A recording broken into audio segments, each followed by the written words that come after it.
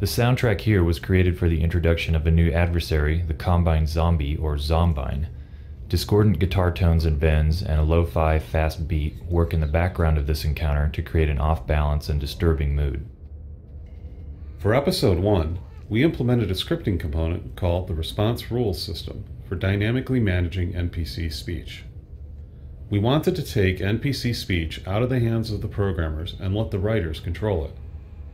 The writers were able to set up a wide range of situationally triggered character responses. For instance, Alex has different reactions to different enemies, can warn the player of danger, calls for help when she's mobbed, and will ask for light. The combat responses worked out great, but it's especially satisfying when Alex's comments on some situation mirror your own thoughts. The writers really went crazy with this, so be on the lookout for lots of little Easter egg responses to unusual situations.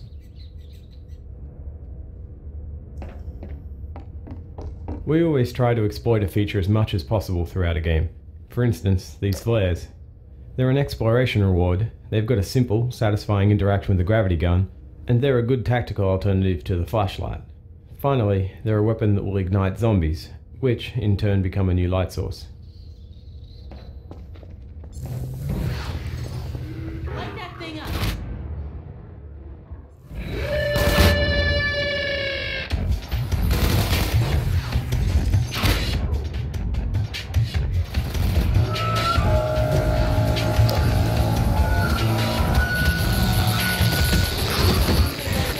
Knock them over, Gordon.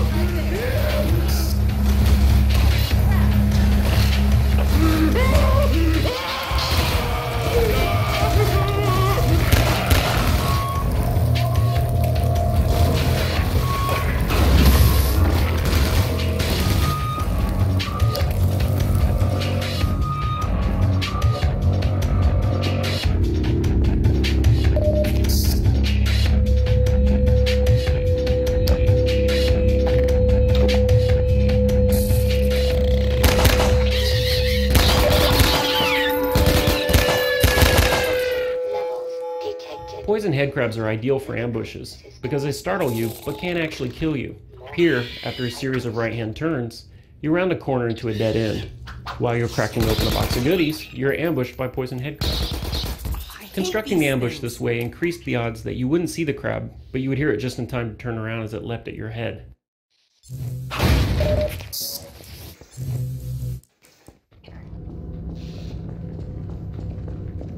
The antlion hole training is unusual because it requires the player to learn a new skill in combat. This is a rare case where training occurs under duress, so Alex states the problem and helps in the fight without giving away the solution.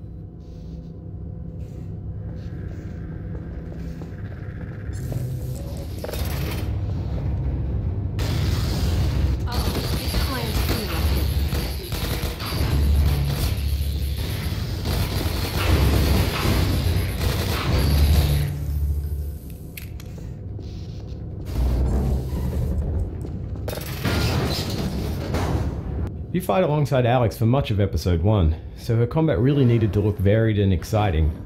We especially wanted to get her into some kind of convincing physical contact with her enemies. We'd always wanted to do this kind of dynamic character interactions, but getting the NPCs into position for their interactions has a pretty wide-ranging set of problems. So we ended up taking an opportunistic approach for Episode 1, where instead of figuring out how to maneuver characters into proximity, the system monitors their positions and fires the appropriate animations whenever it notices that they're correctly aligned. Given how well these interactions worked out between Alex and zombies, headcrabs and antlions, we're really looking forward to extending this kind of behavior to all of our NPCs.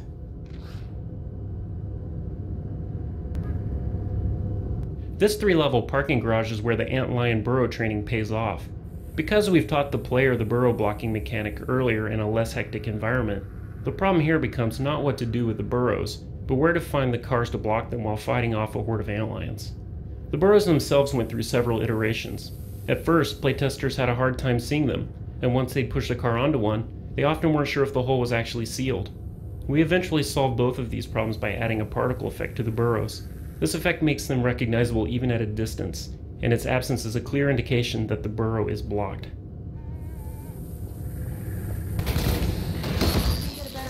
We generally design and prototype the basic gameplay in a level before we apply much art to it. Throughout the first several months of playtesting this garage map, the geometry was nothing more than basic shapes and textures. After we finalized most of the gameplay elements, we began to flesh out the visuals for the area. For this level, we left the office and took reference pictures of various garages. From these shots, we pulled out everything we liked and that we thought we could pull off well. We combined these visual highlights into what we call a style guide map, which is a standalone map with no gameplay that we use strictly as visual reference. For this level, we actually made two style guides, one a destroyed garage, the other intact. After the look was established, we brought the playable map's visual quality up to the level of the style guides. Often a map's geometry needs to be changed as the art goes in because areas that worked in the abstract version no longer make sense in a map that now looks like a real place. For instance, the side rooms where two of the cars are hidden were moved several times in order to make them feel more naturally part of the parking garage.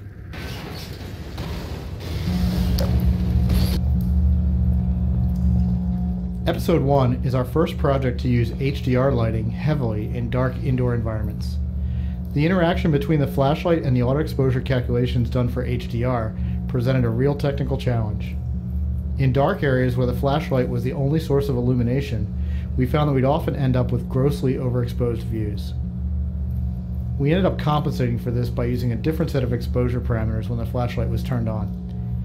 In particular, we drastically shrunk the region of the screen examined for exposure calculations, which permitted us to concentrate only on the much smaller area lit by the flashlight.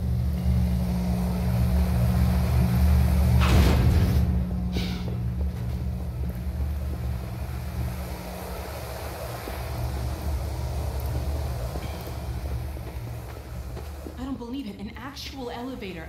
I would have settled for stairs. This area is the dramatic culmination of all the lightless combat that comes before it. We wanted to create a dynamic fight that lasted several minutes while you waited for the elevator to arrive. The first iteration of this battle was very different from what we eventually shipped. I've worked with electricity. The space was larger, had water in it, and wasn't completely dark. Water is relatively expensive performance-wise, so we cut that in favor of more zombies. We made the level smaller to ensure that the player would see the elevator and recognize the problem that needed to be solved before the fight started. We killed the lights both to enhance tension and to make the scene a final test of the dark fighting skills that the player develops over the course of the episode. Finally, we added a wire running along the ceiling from the elevator to the power box to give players a guide as they familiarize themselves with the area. In early versions of the episode, Alex was much more vocal about giving the player hints. However, playtest showed it was much more satisfying for the players when Alex stated a goal and then stepped aside until that goal was accomplished. Because of that feedback, almost all of Alex's hint lines were cut. Eventually, though, we discovered through more playtesting that although players didn't like having Alex hand them unsolicited hints, they did want to be able to explicitly request help from her. So we added some of the hint dialogue back in, but it's only accessible at the player's request by Plus using Alex. Unfortunately, we learned these hint lessons late in the development cycle and didn't have time to properly train players for this feature. We plan to integrate the hint-on-demand dialogue more thoroughly in future episodes.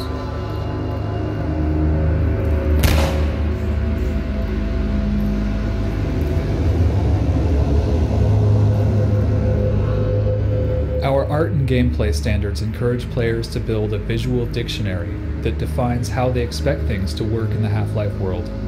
For instance, even though the door to the power box room is metal, and would probably have a metal crossbar holding it shut, we barred it with a wooden plank. Because we've been consistent throughout the game, the player should recognize that a wooden plank can be both broken and manipulated with a gravity gun, properties that wouldn't be immediately apparent about a metal bar.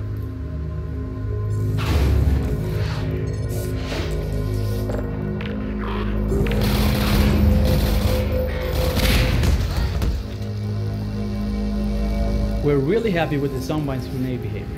It adds sudden danger spikes to the zombie horde, which force players to quickly reprioritize the targets. And since the player can grab a grenade out of the zombie stand with a gravity gun, his dangerous fights can be converted into offensive opportunities. This kind of turnaround skill shot creates some dynamic, satisfying hero moments for the player. Originally, we didn't allow the player to snatch zombie grenades because we failed to broke the footprint of the gravity gun. If players could grab a zombie grenade, why couldn't they grab the Combine soldiers' guns? After playtesting the grenade steal though, fun went out over consistency.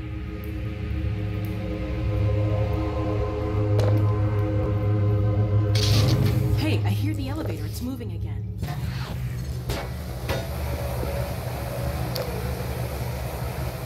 and here comes trouble.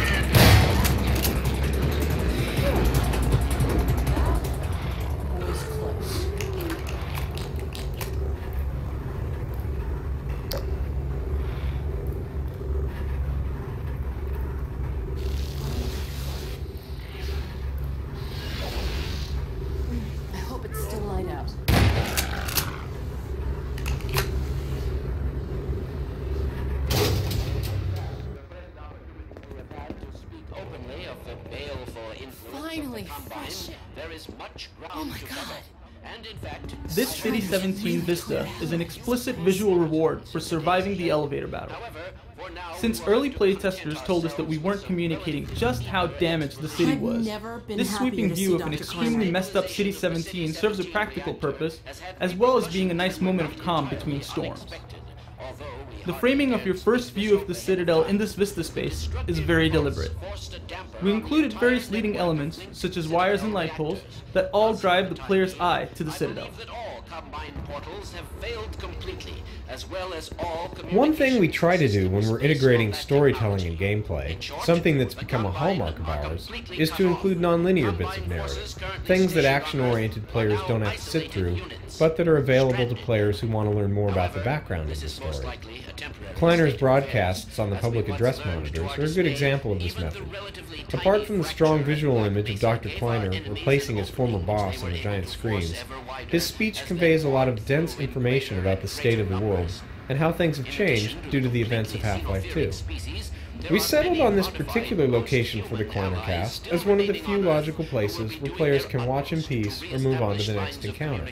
It's essentially a footnote embedded in the world, which makes this a footnote on a There is footnote. greater reason for hope now than at any time in the past decade.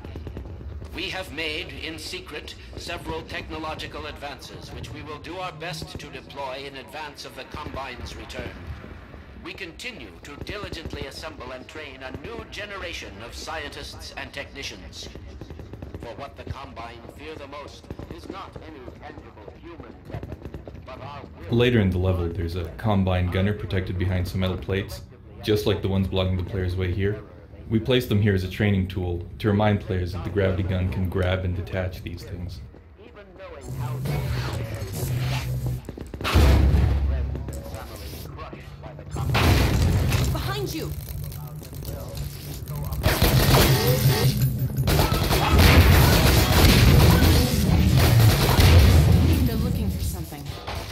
probably us.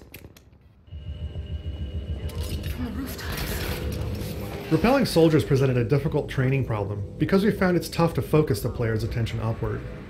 This entire alley was carefully designed to ensure that the player would see the descending soldiers. First, we framed the soldiers with a straight line of buildings. Then we had them run across the rooftops so they were starkly silhouetted against the sky before they dropped down in front of the lightly colored buildings. Finally, we added a distinctive sound to the repelling action so that the players would recognize it later in the game.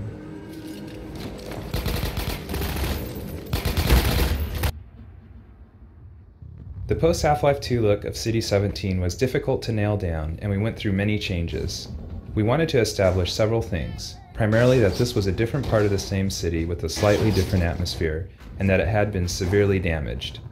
This street was a test bed for a lot of our visual design work. First, we built an intact city street, then we beat up certain buildings, in some cases removing them entirely so that more destruction was visible in the distance. We did an initial lighting pass in the game engine and then took screenshots of various locations. Using Photoshop, we manipulated those screenshots to establish a color scheme. Photoshop lets us quickly iterate through all kinds of skies, lighting styles, and color schemes. The environmental lighting colors that we ended up with were based on some photo references of the sun filtering through smoke from a forest fire. Some falling ash effects and a closer than usual fog plane helped sell the effect.